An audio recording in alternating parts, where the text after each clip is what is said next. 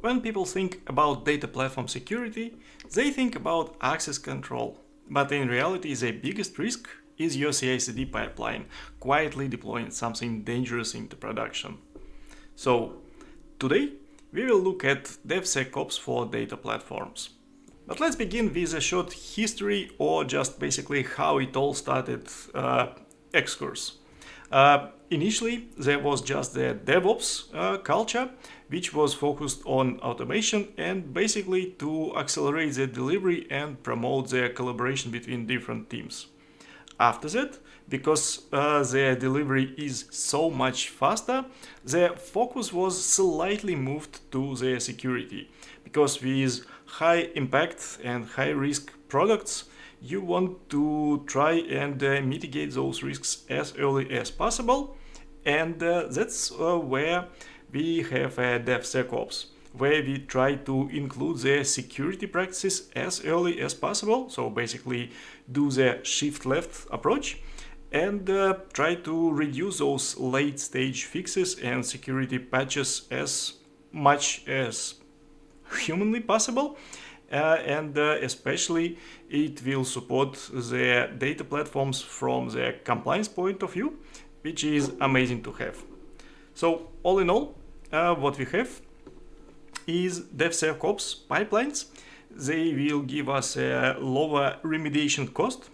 Basically, if you can find that there would be an issue sooner than later, you can fix that issue before it becomes a major pain in your neck. Then it will accelerate the security delivery. So if there is a new patch that needs to be applied, you can do it easily in an automated way and in a verifiable way and auditable way. And lastly, as I said, because you have that auditability, you have the risk and compliance alignment. If previously risky code could have reached production and only there you could be possibly find those issues, then now you can validate the application or the pipeline or the product that you want to deliver even before it hits them. And as we know, because the data platforms are a little bit special in the sense that there is a huge risk involved compared to regular applications, because first of all, the data exfiltration and leakage is a main risk that could have happened. And if you have the misconfiguration somewhere along the way, for example, then your data would be exposed, and that will be very dangerous. But then the same risks for the regular applications are once again applicable to data platforms. So if in your CI/CD, if it can be compromised, then it can alter schemas or alter the code that is running for your ETL transformations, and that is obviously bad. And the last but not least, as I mentioned before, compliance requirements are somewhat stricter for data platforms. And with GDPR, for example, or for different other legal requirements, you are forced to have all of your data residency and sovereignty sits in a certain location, in a certain country, and you need to be able to prove that that is really the case. Now, for the deployment practices in data platform, you can think of it as 3 separate deployment surfaces. And that means that there are 3 different security problems to solve. Number 1 would be the infrastructure deployment. Then there would be data definition changes. And the last but definitely not least is data movement. So all of the ETL transformations that you have. I will assume that for all 3 of those surfaces and the CI/CD pipelines, you have automation in place. Well, I said already, the CI/CD pipeline in place, and we can check all 3 of them separately and have some recommendations in terms of what to do, how to make it secure. And number 1, my favorite one, is the infrastructure. The good framing that you can have for it is that infrastructure mistakes, misconfigurations don't leak data immediately. they just enable those leakages and data exfiltration attempts later on. So basically, as always, infrastructure code is just an enablement. And what kind of infrastructure, you might easily guess, but still I will give a couple of examples. So when you provision a workspace in Databricks, or if you create a Google Storage bucket to have data sitting, or when you configure the network policies and subnets, all of that part is infrastructure. And the key risks over here are obviously that you can have those storages to be publicly exposed, or you can have a misconfiguration of your network, and that misconfiguration can go actually both ways. So be overly permissive, and your virtual private networks would not be so private, or they can be super restrictive, and the data cannot really get into your data platform as well. So all of those are risks and issues that you need to control. The security controls that we can have are to have policies as code. So for example, prevent those public storages from even hit your production cloud.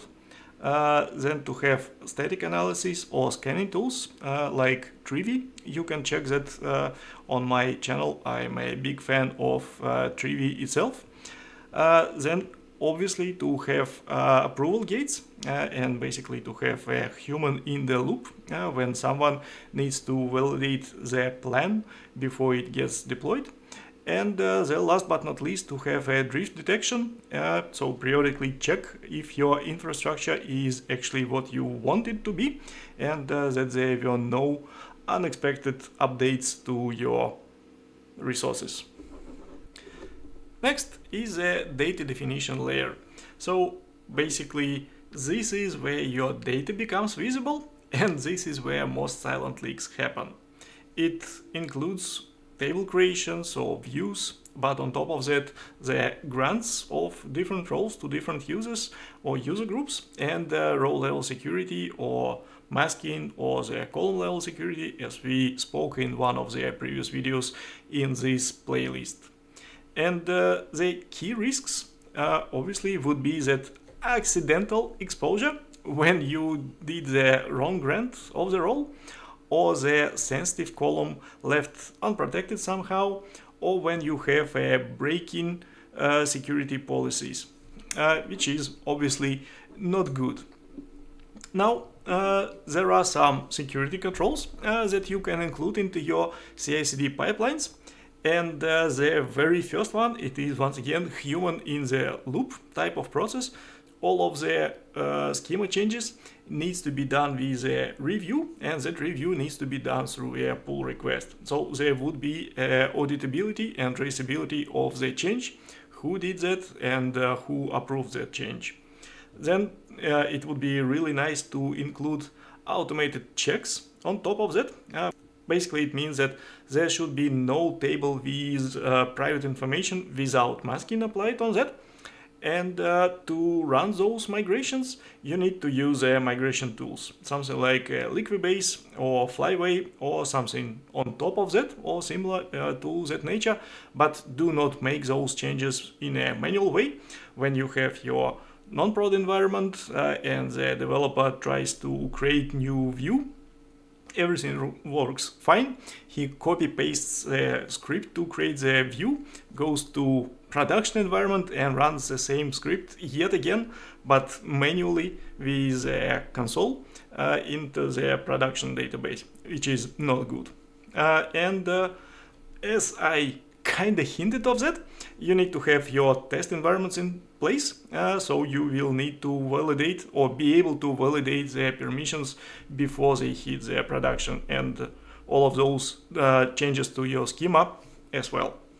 And the last is ETL, extract, transform, and load. This is where the data moves, and anything that moves can be exfiltrated pretty much. We have notebooks, SQL transformations, and different pipelines, the data pipelines in that area, and those pipelines can be the Airflow DAGs or Fabric pipelines, etc. The key risks here, it is the closest to the application type of security risks. So you can have your hard-coded secrets, and data exfiltration attempts can be done here. So when your script or the notebook will accidentally start sending data outside of the platform, or you might have the unsafe joins or aggregations that expose sensitive data, and basically not logging those attempts, and additionally to try and log sensitive data, and the data could be exposed that way. Now, in terms of the security controls that can be implemented here, you first of all have a secret management, like in my previous video. Then in addition to that, you can have your code scanning tool. So that Trivi comes as a first one, but on top of that, different linting tools and different objects. So to detect secrets being hard-coded, or different unsafe patterns in your code, or just code smell things. After that, you have your data egress controls as one of the security controls, and of course testing. So when you try to validate the transformations on test data first, and don't expose sensitive data yet. And the last control that you can have is runtime monitoring, basically to be able the anomaly detection when your ETL job runs for too long or too fast, and you need to be able to pick up those cues and fix them early. So all in all, the most dangerous user in your system is not a human. It is your CI/CD pipeline, because it has elevated access to your system and to your production system more specifically. It deploys everywhere and often is trusted too much. And you need to look at this one with a prism of a least privilege principle as well. So what I would recommend you definitely is to split identities that are used by your pipelines. First of all, per environment, so to have 3 different identities for 3 different environments, and on top of that to split those identities by pipeline. So your infrastructure pipeline should have its own set of 3 identities, and then your DDL pipeline should have another 3 identities that can apply those DDL transformations to your databases, and the ETL pipelines should have their own identities. How many of those ETL pipelines you have? If you have separate script that runs the ingestion, that would be separate set of identities. If you have a pipeline that deploys DAGs to your Airflow, that's separate set of identities, and so on. Basically, because if your DevOps is weak, then your entire platform is already compromised. But stay sharp, stay happy, and see you in the next one.